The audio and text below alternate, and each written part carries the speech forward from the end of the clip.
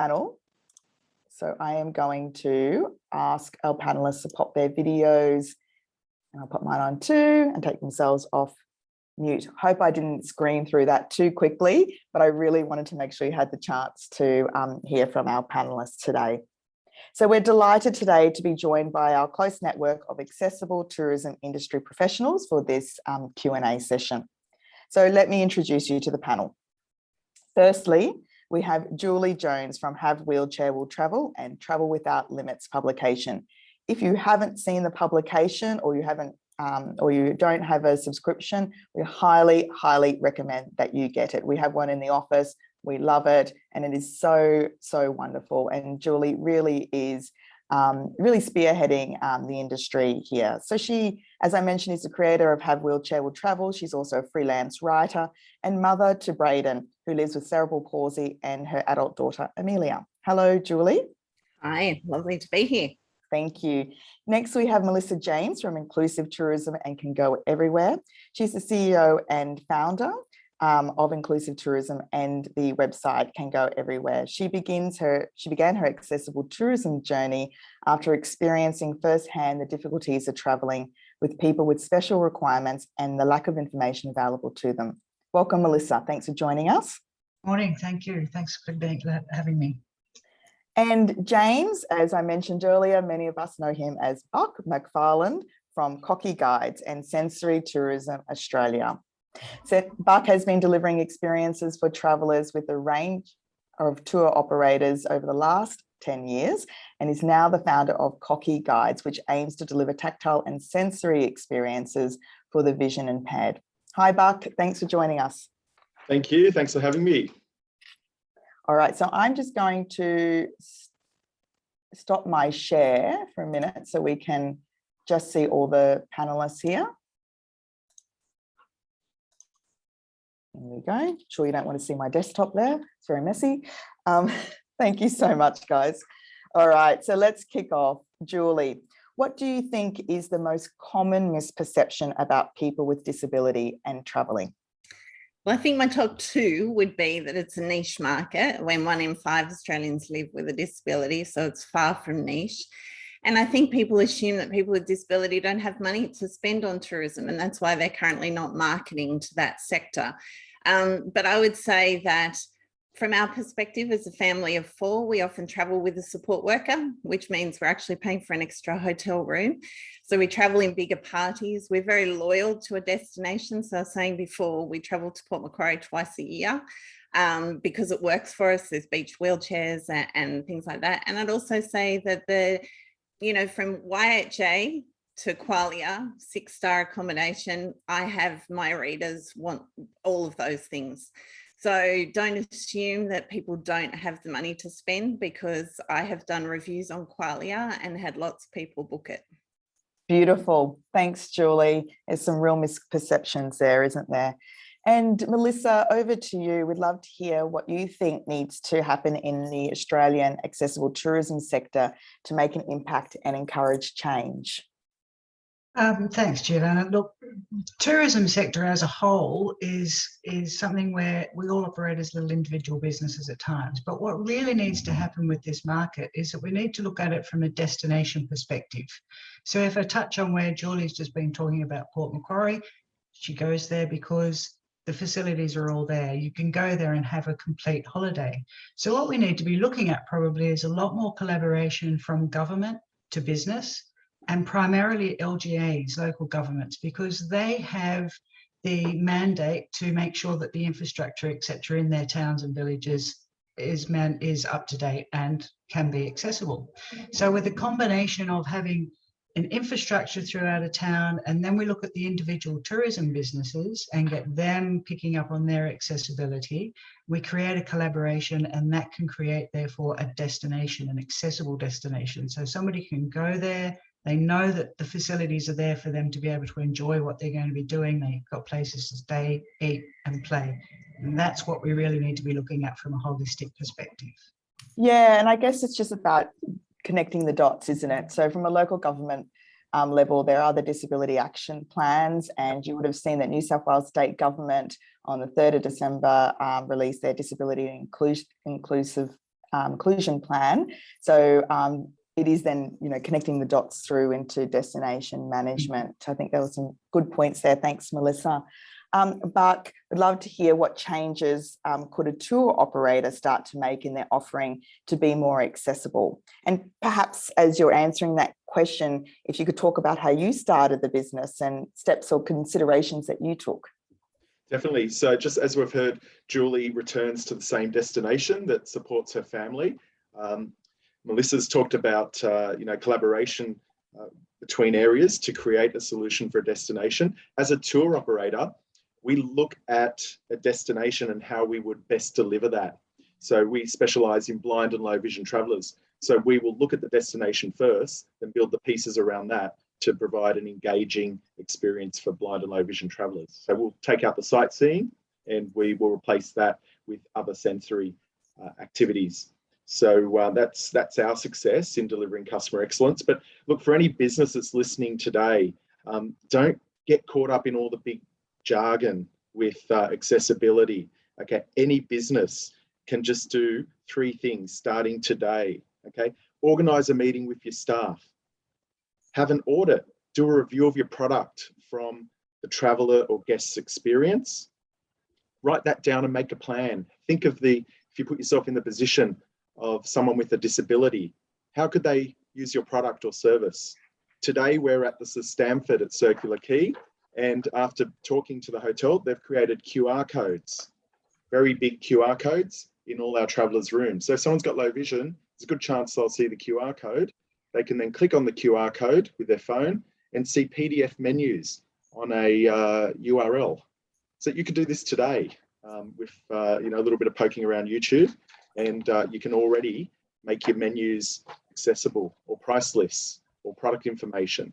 So there's plenty of small steps you can make, and the starting point is to, number 1, review. So create an audit, putting yourself in the traveller or guest's experience.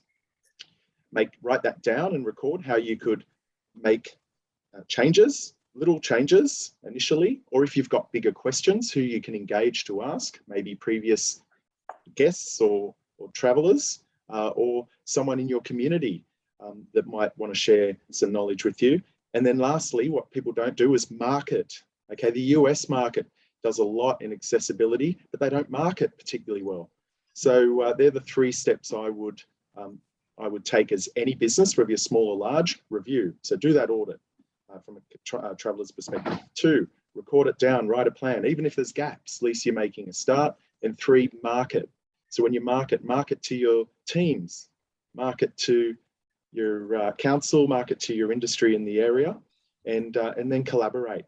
Great. And final question I'd say is, do you have anyone with a disability employed in your team? Why not? There's such a shortage in hospitality and tourism industry. Maybe look at how you could employ someone with a disability. And for those listening, don't forget that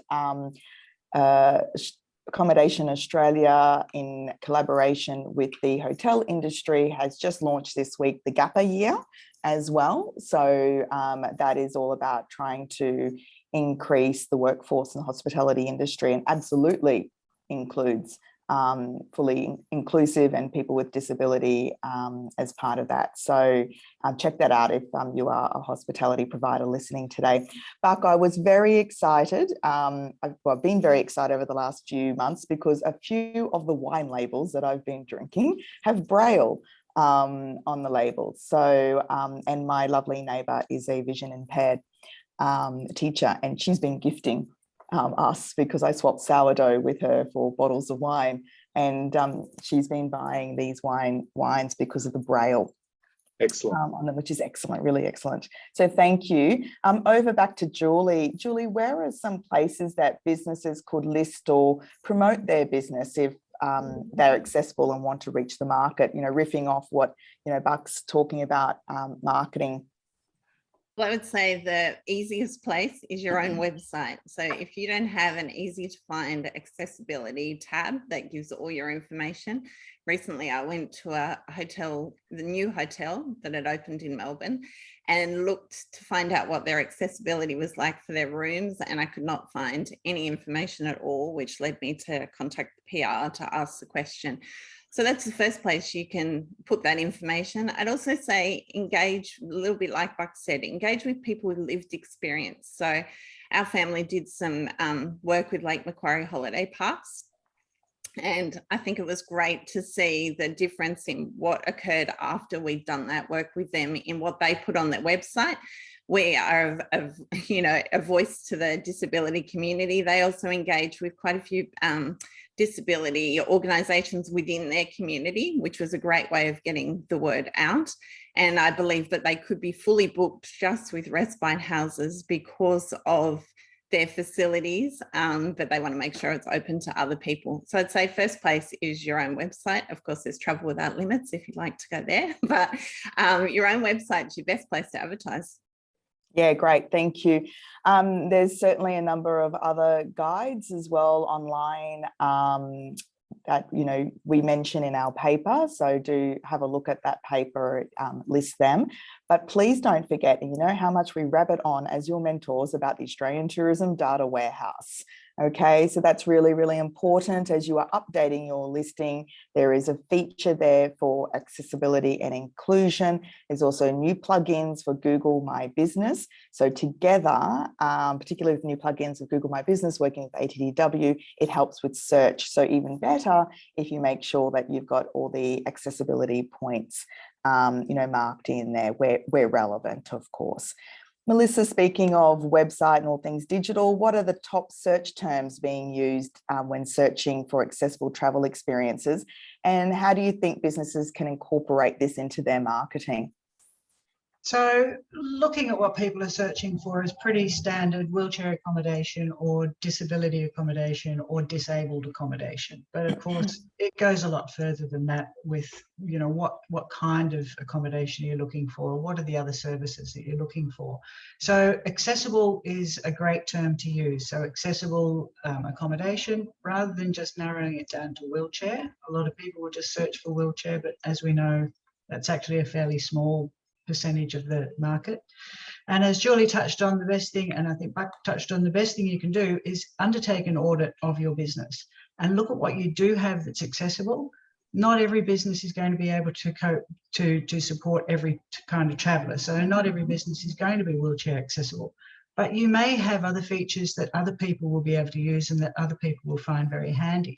So do an audit of your business, look at what you have, put that into an access statement, whack it on your website, and then SEO the hell out of that. So you need to have it front and center on the website. You should also use some inclusive imagery. So if you're looking at attracting older people, use imagery of older people. If you're looking at attracting families with children in prams or wheelchair travelers, use that imagery and put it front and center in your website.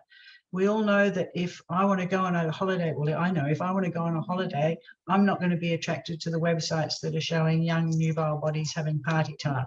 I'm going to be looking at something that reaches out to me, and a picture tells 1,000 stories, 1,000 words. So get that information on your website. If you build it, they will come. Not if they don't know it's there. So you really need to just get that information out there. Of course, and that then goes back also to that point around ATDW as well. Interestingly, I have learnt through other work that we are doing with Regional New South Wales is that there has been a significant increase in the installation of adult flatbeds in the bathrooms.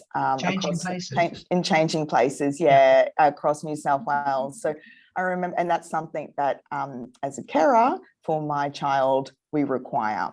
And so I saw it first in 2016 at Kyoto Airport and was really excited by it because I'd never seen an adult lay down flatbed change facility. So it was really exciting to see more of them coming through changing places, but then such an increase and such a focus across New South Wales around accessibility. But often we don't know about it because people don't really talk about it. But these amenities have become a big focus for New South Wales government across the state. And in this instance, because we're talking about the North Coast, there are significant accessibility improvements across the North Coast of New South Wales. So that made me very happy, and I'm sure it will make many of you very happy as well to know that.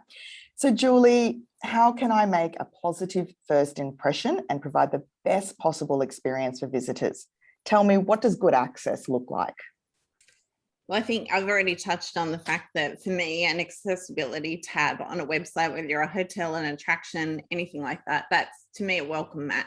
So immediately I feel like for our family, you're saying, hello, we would like you to come and be at our business. And often we find that accessibility information is hidden under frequently asked questions, and it can literally be right down the bottom as to whether, like under, whether I can bring my dog to your attraction. So it doesn't make me feel very welcome. And what does accessible mean?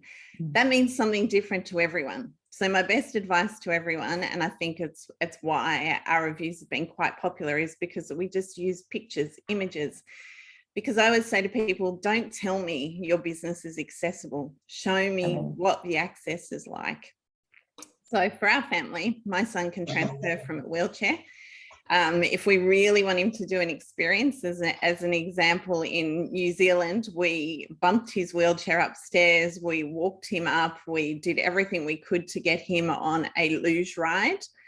And the staff there were just willing to give it a go. They said, if you can get up and you can prove that you can operate the brake with doubling him, we will let you do it. So that's why I always just say to people, show me what the access is like. Show me, don't say you're wheelchair friendly. That's a very weak term to me. It doesn't actually tell me anything. I just want to see photos of what the obstacles are, and then I can decide. The onus is then not on you. It's on me to decide. No, that's really great. And so we talked about first impressions just now. Buck, how can I leave a lasting impression as a business owner and make sure I can improve for next time? So the team has to be involved, okay? So we had an experience on the weekend where we had two, a mother-father, both blind with guide dogs, and a 3-year-old in a pram. Now this pram gets attached to your waist, and they were at an attraction in Queensland, and they were getting the wrong information and different information from team members. So they were sent to stairs, down hills, up hills, or it was just, probably wasted hours of their day. So the team must be on board. Have, every time you have team meetings, maybe say what's, 1 or 2 tips we can do for accessibility. But the biggest thing is just ask your team members, how can I help? Because the guests and travelers usually have the answers. So if you see someone that, might be having difficulty, whether there's a disability or it could just be, someone turning up with eskies and a family of 4, just say hi, introduce who you are so they know who you are and that you're part of the staff, and how can I help? And if you can't provide an answer, maybe radio to a team member. So it's important that the team is all part of this journey and take small steps. You're not going to achieve anything if you try to do it all in one go. So, that audit that we talk about, just start with a pen and a A4 piece of paper and just let it grow. And the experiences will get better and more inclusive, and then the reviews will come. And then, that's when you'll see, growth in the business from either patronage or revenue. Great. That's so good, Buck. There's one thing I think for everyone who's listening and participating in this webinar today, I would love for you, and sorry, a bit of a throwing in this question now. I would love for you to step us through, if you come across someone who is vision impaired, how you should mark attention, that, you're there, introduce yourself, and how you should also assist them. Because I think many of us think we're being really helpful by just grabbing them.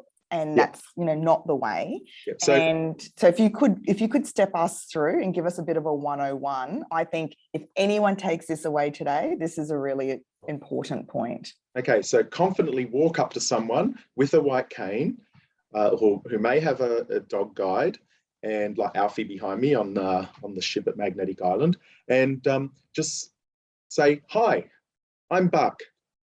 I work at the train station. Do you require any assistance? 90% of the time they'll say, no, I've come here all the time, but thank you, and continue on. That 10%, they will say, yes, actually, I'm waiting for some friends. Can you, they told me to meet here. Am I in the right place? What happens a lot is when we check into a hotel or a restaurant, then the staff will tend to talk to our trip leaders. So we step back and we say, well, what's your name? Scott. So Scott, you work at the restaurant, do you? What's your role? Okay, Scott, this is my traveller, Diane. Diane will be able to answer any questions you like. Yes. So, but that's why the team needs to be involved, because, you can create these scenarios in team training. Okay. So when a blind person comes up, just confidently state who you are, because they may not see. Only less than 3% of people that I'm aware of see total darkness. So there's always some light perception. So, if you're standing there, people may know there's a figure in front of them. So, hi, I'm Buck. Are you here to check in today? I work for the hotel, I can assist. And also, if you're helping them cross the road, please ask the person how they want to be helped. Please don't just grab their hand or their arm. You want to be, you need to make, we need to make sure that the person with disability is empowered. And in this instance, with a vision impairment, ask them what the best way is for you to help, and they will direct you. And I think that that's really important. That goes for any disability, but just, speaking about vision impairment, and just because one person wants to be helped a certain way across the road, the other person may have a slightly different approach. So never assume, because we need to make sure that people feel safe and as part of being inclusive. Is that a fair statement, Buck? Yeah, that's right. And again, how can I help you? So introduce who you are so they know who you are. You're not just some random on the street. If you are a random on the street, hi, my name's Buck. I just was walking past and, just seeing if you'd like assistance. Yep, beautiful. And I'd say that's the same for a wheelchair user as Absolutely. well, as in you don't just push a wheelchair, because many people are very independent and do not have any desire to be pushed in their chair. Yep. My beautiful neighbour, another neighbour, Athena, she's just amazing. She has cerebral palsy and she's fiercely independent and I love her to pieces. But she's taught me, as has our other neighbour who's a vision impairment teacher, has taught me so much in terms of the best way to communicate and what have you. And I still feel like I've got so much to learn. So as we wrap up, a quick whip around in terms of a top tip, in terms of, a few things that a business can focus on to demonstrate that they are accessible and what they can take away, a couple of takeaways today. Melissa, how about we start with you? 2 points. Get that access statement up on your website. And as Julie said, give it a tab right there, or put something front and center so people can see that you are actually welcoming people with disabilities and they can find the information that they need. And step 2, train your staff. Make sure that your staff are all comfortable with dealing with people with disabilities. They know the right language to use. They know how to ask somebody for, if they need assistance. They know what the etiquette is with different kinds of disabilities, and understand what other accessible things are around, so that they can actually say, this is where you can go with your dog, or so they can give you other options for things to do, so you're not just being that one point. Start creating a destination wide campaign in your own business. Excellent. Thank you, Melissa. Buck, how about yourself? A couple of top tips. So first off, I would take Julie's advice, where put that accessibility front and center on your website. Even if you don't know the answers, just say, we're learning. Please contact us, see how we can help. And at least that will get the conversation started. And again, start the conversation with your team, write it down. Doesn't have to be big to start off with. Just, keep get that journey started. Excellent. Thank you. And Julie, your top tip. I think don't be overwhelmed by it. You don't necessarily have to be everything to everyone. And I think that it can seem very overwhelming. And I really want to encourage businesses to take small steps, and the accessibility tab and photos would be my number one.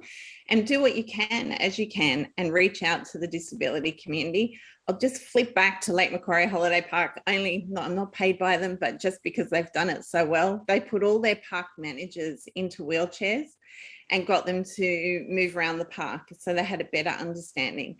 I think that's something really easy to do, just to bring some awareness for access.